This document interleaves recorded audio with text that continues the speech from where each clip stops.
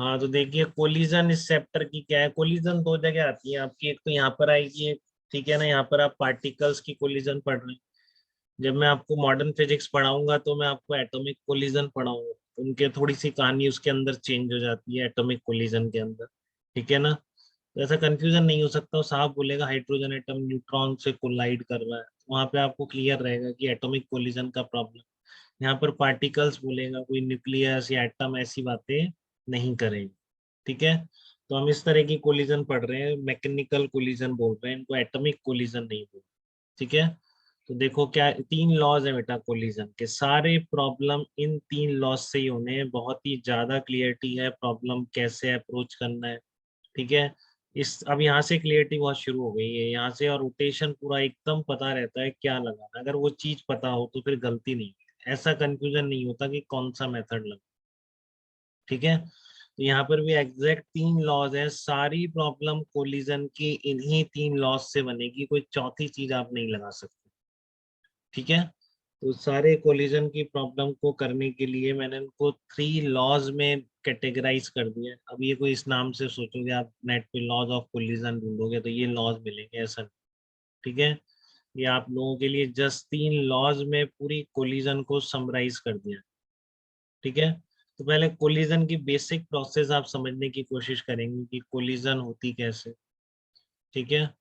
तो basic process ये है, देखो आपका ये m1 मास का एक पार्टिकल है जो u1 वेलोसिटी से मूव कर रहा है, ठीक है।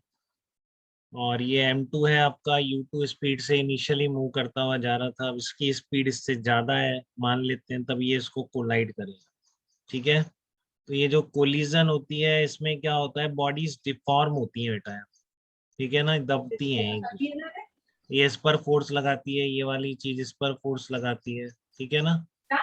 तो यहाँ पर क्या है कि ये एक दूसरे पर फोर्स लगाती हैं तो बॉडीज डिफॉर्म होती, ठीक है।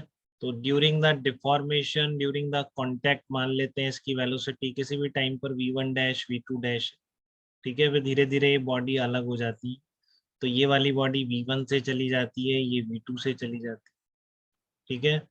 तो यहाँ पर देखो काइनेटिक एनर्जी थी केवल, कोई डिफॉर्मेशन एनर्जी नहीं थी, ठीक है। इस यहाँ पर बॉडी डिफॉर्म होती है, तो यहाँ पर जो काइनेटिक एनर्जी है ड्यूरिंग द कोलिजन वो कभी भी इस इनिशियल काइनेटिक एनर्जी के बराबर नहीं, ठीक है ना। बात ध्यान से सुनिए, मैं यहाँ पर डिफॉर्मेशन एनर्जी कह रहा हूँ, कभी भी यहाँ पर हीट लॉस नहीं मानते अपन जिस तरह की कोलिजन पढ़, ठीक है। यहाँ पर काइनेटिक है, इतना कम ड्यूरेशन है कि फ्रिक्शन विक्शन लग के कोई हीट लॉस नहीं बोलते बेटा, ठीक है। तो काइनेटिक एनर्जी सिर्फ और सिर्फ किस में जाती है, डिफॉर्मेशन एनर्जी में जाती है, फिर यहाँ कोई ये ना बोले कि सर यहाँ पे हीट भी प्रोड्यूस हो गई, इतना टाइम ही नहीं, माना ही नहीं इस तरह के एनालिसिस में, ठीक है। हमने क्या बोला है कि ड्यूरिंग द कोलिजन जब ये कांटेक्ट में है तो काइनेटिक एनर्जी का कुछ पार्ट किस में जाएगा, डिफॉर्मेशन एनर्जी, ठीक है। और उसके बाद ये बॉडीज अलग हो जाएंगे, अब हो सकता है इनमें कुछ डिफॉर्मेशन रह जाए, अगर प्रैक्टिकली मैं बोलूँ तो डेफिनेटली माइक्रोन्स में ही रहे जाए से, बट कुछ ना कुछ डिफॉर्मेशन रहेगा। तो यहाँ की जो काइनेटिक एनर्जी है वो यहाँ की काइनेटिक एनर्जी के प्रैक्टिकली बराबर नहीं होगी, ठीक है। यहाँ की काइनेटिक एनर्जी किसके बराबर होगी, यहाँ की kinetic energy plus deformation energy के बराबर, ठीक है। लेकिन हम फिर बोलेंगे कि हम इलास्टिक कोलिजन किसको बोलते हैं, कि जो इलास्टिक बॉडीज के बीच में होगी, मतलब कि वापस पूरी की पूरी शेप रिगेन हो गई है, कोई डिफॉर्मेशन एनर्जी नहीं, ठीक है। तो इसलिए आप इलास्टिक बॉडीज की जो कोलिजन होगी उसमें हम क्या बोलते हैं कि जितनी काइनेटिक एनर्जी यहाँ पर है उतनी ही काइनेटिक एनर्जी यहाँ पर है, तो वो सब हम कैटेगराइजेशन पढ़ेंगे, ठीक है। बट प्रैक्टिकली ये आपको पूरी तीन प्रोसेस हैं जो क्वेश्चन पूछे जाने हैं, इन्हीं प्रोसेस पर पूछे जाने हैं, आपके यहाँ इस स्टेज पर भी पूछ सकते हैं। ये आपको इसकी बात ही नहीं करी, केवल इनिशियली और फाइनली बात करी, ऐसे भी बहुत प्रॉब्लम, ठीक है। बट प्रोसेस आपको क्लियर होनी चाहिए। तो एक चीज और कि यहाँ से यहाँ तक इस पूरे पे कोलिजन में और कोलिजन से अलग होने में एक्सटर्नल इम्पल्सिव फोर्स अगर नहीं है, ठीक है, तो आपका टोटल मोमेंटम क्या रहेगा, कंजर्व रहेगा। आपको किसी ने बोला ही नहीं, बोला एक पार्टिकल है u2 स्पीड से कोलाइड कर रहा है, कुछ नहीं लिखा आसपास, ठीक है ना, एक ही डायरेक्शन है, तो आप क्या मानेंगे, कोई इम्पल्सिव फोर्स, ठीक है। इम्पल्सिव फोर्सेस कैसे हो सकते हैं वो सब बात करेंगे कोलिजन में, ठीक है। तो जिस डायरेक्शन में इम्पल्सिव फोर्स आ जाएगा उस डायरेक्शन में मोमेंटम कंजर्व नहीं करें। ठीक है, नहीं तो अभी ये बहुत ही सिंपल क्वेश्चन अगर बोला जाए U1 से आके U2 से टकरा रहा है, V1 V2 से चला गया, ठीक है, तो फिर बिल्कुल आप हर स्टेज पर initially, at the time of collision, ठीक है ना, और एक फाइनली अलग होने के बाद तीनों स्टेज पर टोटल मोमेंटम तो क्या रहने वाला है, कंजर्व रहने वाला है। ठीक है ना। और कोलिजन में mg जैसे फोर्सेस हम जनरली नेग्लेक्ट कर देते हैं, क्योंकि कोलिजन के फोर्सेस, स्प्रिंग फोर्स को नेग्लेक्ट कर देते हैं कोलिजन में। ठीक है ना, क्योंकि स्प्रिंग फोर्स इम्पल्सिव नहीं होता है कभी भी, क्योंकि एक्स पे डिपेंड करता है ना, एक्स एकदम से चेंज नहीं होता। फॉर एग्जाम्पल, बहुत बार आपने देखा होगा कि इस तरह का अगर ब्लॉक रखा हुआ है, ठीक है, और यहाँ पर इस तरह का काफी काम करेंगे तो आप इम्पल्सिव फोर्स का मतलब समझ लीजिए कोलिजन।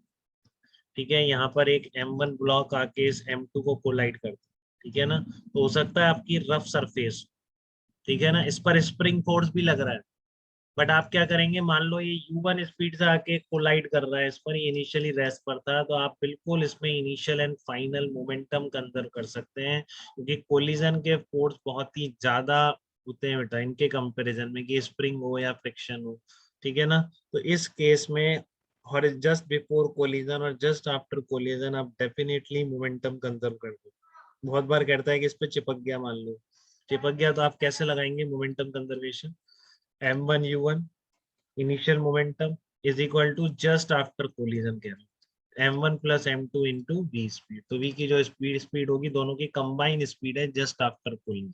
ठीक है, तो यहाँ पर फ्रिक्शन होते हुए भी, यहाँ पर स्प्रिंग फोर्स लगते हुए भी मैं क्या बोलूंगा, just before and just after momentum will be conserve. ध्यान रखेंगे, यहाँ बोले सर यहाँ तो स्प्रिंग फोर्स था इसलिए मैं मोमेंटम कंजर्व करके नहीं, तो ध्यान रखे बेटा एक कोलिजन है।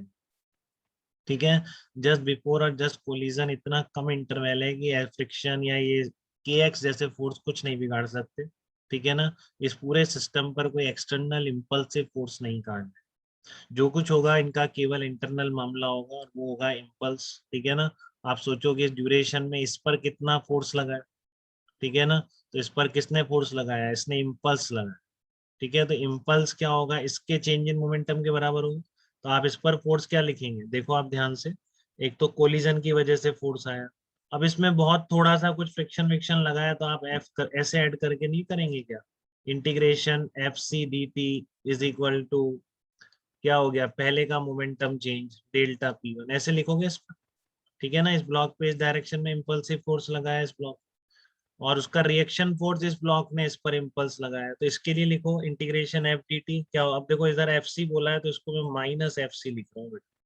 ठीक है ना, अगर आपने इस ब्लॉक पर फोर्थ एफ सी बोला है तो इस पर डायरेक्शन अपोजिट होगी, तो इसलिए माइनस एफ सी, प्लस इस पर फ्रिक्शन का लगा होगा, प्लस क्या लगा होगा, के एक्स कुछ लगा होगा। ठीक है ना, जो भी जस्ट उस स्मॉल टाइम इंटरवल में, D T is equal to क्या आएगा, change in momentum of this second object.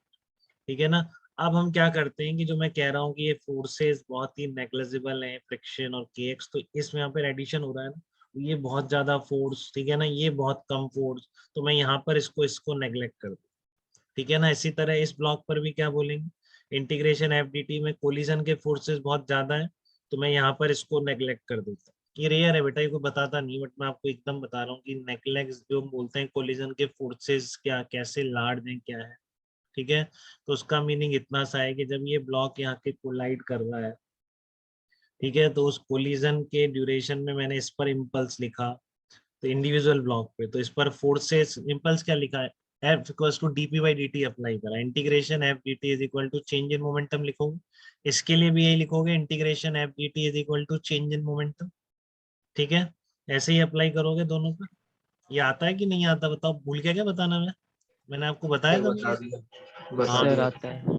dt को इधर ले जाओगे, इंटीग्रेशन करोगे, तो ये जनरल फॉर्म में हमेशा अप्लाई कर सकते हैं, तो यहाँ पर M1 सिस्टम के लिए अप्लाई करा, M2 सिस्टम के लिए, अब यहाँ पर इस स्टेज पर मैंने ये फोर्सेस नेग्लेक्ट कर दी, तब आप इनको ऐड करोगे, देखो कट गया ना, integration F C D T minus integration F C, तो क्या निकल के आया, delta P1 plus delta P2 is equal to 0, मतलब सिस्टम का मोमेंटम क्या है, कंजर्व।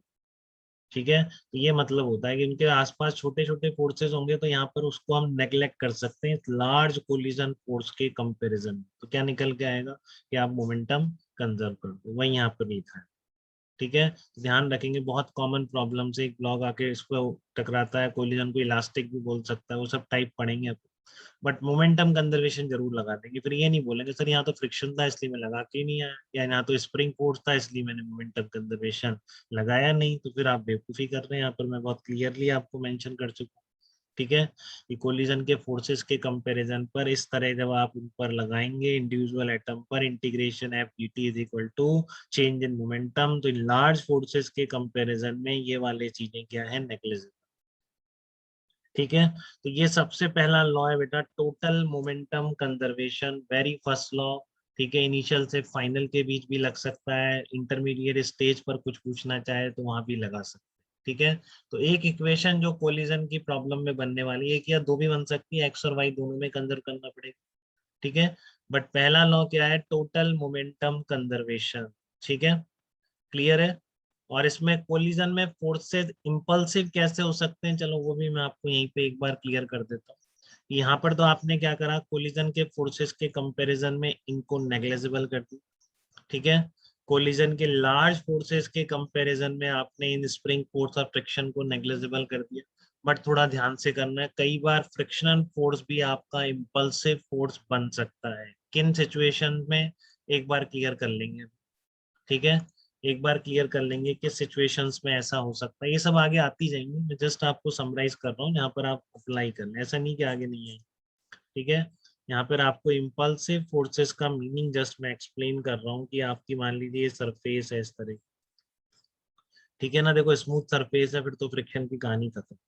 ठीक है, बट अब इस पर पार्टिकल आके कोलाइड करता है। ठीक है ना, तो ये वेज है आपका, वही जाना पहचाना वेज, और ये पार्टिकल आके इस पे टक्कर मारेगा। अगर ये सरफेस रफ होगी, सुन रहे हैं ध्यान से, अगर ये सरफेस रफ होगी, ठीक है, तो मैं यहाँ पर हॉरिजेंटल डायरेक्शन में मोमेंटम कंजर्व नहीं कर सकता, इस एक्स डायरेक्शन में मैं मोमेंटम कंजर्व नहीं कर पाऊंगा। वेज की जगह अगर ये ब्लॉक होता है इस तरह, ठीक है ना, अब ये पार्टिकल इसको जाके कोलाइड करता, तो ये सरफेस कितनी भी रफ हो, अभी भी मैं एक्स डायरेक्शन में मोमेंटम कंजर्वेशन अप्लाई कर दूंगा इसमें। ठीक है ना, तो यहाँ तो मैं कंजर्वेशन अप्लाई कर सकता हूँ अलोंग द एक्स एक्सिस, यहाँ नहीं कर सकता। दोनों रफ सरफेसेस हैं, ऐसा क्यों, कोई बता सकता है मुझे, ऐसा क्यों कह रहा हूँ मैं, एक जगह तो कंजर्वेशन ऑफ मोमेंटम अप्लाई कर रहा हूँ मैं यहाँ पर। ठीक है, यहाँ तो कंजर्वेशन ऑफ मोमेंटम में अप्लाई कर रहा हूँ, और यहाँ पे मैं कंजर्वेशन ऑफ मोमेंटम अप्लाई नहीं कर रहा हूँ, मैं ऐसा क्यों कर रहा हूँ, क्या सर डिफरेंस है क्योंकि दोनों। वो क्योंकि बॉक्स है 90 डिग्री नॉर्मल पे है सर, इसमें एंगल बन रहा है। हाँ तो रूपाली बिल्कुल सही कहा, बट इस एंगल से क्या फर्क पड़ रहा है ये और बताओ, ऐसा क्या हो गया ऐसे एंगल। ठीक है, तो एक बार ध्यान से सुनेंगे सर बेटा, फोर्स की एम जी का भी। एम जी तो सब जगह है, एम जी का नहीं, बट सर यहाँ फोर्स के पर तो मैं, कॉम्पोनेंट हाँ कंपोनेंट सही कह रहे हो, कौन कह रहा है सर सर। रूपाली। हाँ रूपाली बताओ क्या करो, यहाँ पर फोर्स के कंपोनेंट करूँ, नॉर्मल फोर्स लग रहा है दोनों पे, इम्पल्सिव फोर्स ऐसा होगा ना बेटा, इम्पल्सिव एक दूसरे पे जो लगाएंगे। ठीक है ना, यहाँ पर जो इम्पल्सिव फोर्स लगा रहे हैं वो ऐसा है, तो बताओ सचिन, आप बताओ क्या फर्क पड़ गया इससे।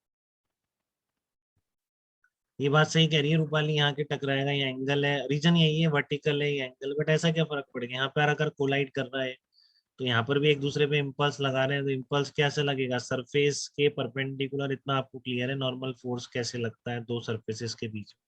ठीक है, और यहाँ पर ये सरफेसेस जो ये तो पॉइंट कांटेक्ट है, तो एक्सटेंडेड सरफेस के परपेंडिकुलर देखिए, यहाँ पर ये इम्पल्स एक दूसरे पर ऐसे लगा रहे हैं, तो जब ऐसे एक दूसरे पे इम्पल्स लगा रहे हैं तब तो मैं मोमेंटम कंजर्व कर देता हूँ, जब ये इम्पल्स एक दूसरे पर ऐसे लगा रहे हैं तो मैं मोमेंटम कंजर्व नहीं कर रहा हूँ डायरेक्शन। सर क्योंकि सर अपन हॉरिजॉन्टल इम्पल्सिव डायरेक्शन फोर्स। को देख रहे हैं कंजर्व करने का, तो सर वो हॉरिजॉन्टल में ऊपर वाले में तो कैंसिल हो जाएंगे, तो इसमें कंपोनेंट बच जाएंगे। अरे नहीं बेटा, इधर भी कैंसिल हो रहे हैं, एक्शन रिएक्शन जितना ये लगाएगा उतना ये लगाएगा, ये फोर्स तो कैंसिल ही है, समझ रहे हो रूपाली, ये इम्पल्सिव फोर्स का जो कुछ है, कंपोनेंट। हाँ इंटरनल मामला है ना, जो कुछ है इंटरनल मामला है। ठीक है, तो ये जितना इस पे लगाएगा उतना इस पे लगाएगा, नेट फोर्स तो कैंसिल ही है। ठीक है, तो इंटरनल फोर्स हम देखते नहीं है, कहीं से एक्सटर्नल फोर्स अगर आ रहा है हॉरिजॉन्टल डायरेक्शन में, वो भी इम्पल्सिव है तो दिक्कत है। हाँ अंश, आप बताओ क्या कह रहे हो, आप क्या अगर कह रहे हो। इम्पल्सिव फोर्स का कंपोनेंट टुवर्ड्स ग्राउंड आया तो फ्रिक्शन बहुत ज्यादा इंक्रीज हो गया। हाँ ये बहुत, अंश आपने सोच के बोला बेटा ये। है। Yes sir. फिर बहुत ही अच्छी बात है, एकदम सही कह रहा है, यही रीजन। यहाँ पर इसने बहुत जोर से एक दूसरे पर फोर्स लगाया, लगाता रहे, ये नॉर्मल फोर्स तो उतना ही रहा ना बेटा, ये तो mg के बराबर रहा, फ्रिक्शन क्या लगेगा, म्यू इनटू एन, तो फ्रिक्शन तो इम्पल्सिव नहीं हुआ यहाँ, ठीक है ना, क्योंकि एन एकदम से कुछ बढ़ा ही नहीं, नॉर्मल तो mg के बराबर, तो यहाँ पर फ्रिक्शन इम्पल्सिव नहीं है, तो आप इसमें मोमेंटम कंजर्व करते हैं, ठीक है। इसमें आप क्या करेंगे, मोमेंटम डेफिनेटली कंजर्व करते हैं।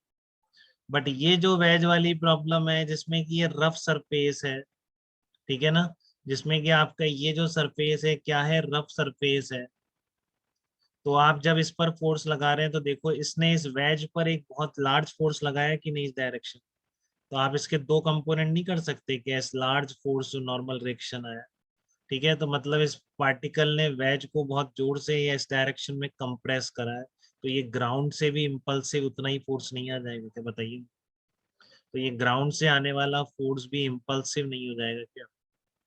अनुष्का क्लियर है आपको बेटा ये चीज, कि जब ये बहुत जोर से प्रेस करेगा उसको यहाँ पर, ठीक है, तो ग्राउंड से आने वाला जो फोर्स है, ग्राउंड से आने वाला जो फोर्स है वो भी क्या बन जाएगा, आपका इम्पल्सिव फोर्स बन जाएगा, ठीक है ना। तो ग्राउंड से आने वाला फोर्स भी क्या हो जाएगा, हाँ, तो कनिष्क क्लियर है, आप भी यही कहना चाह रहे थे क्या बेटा।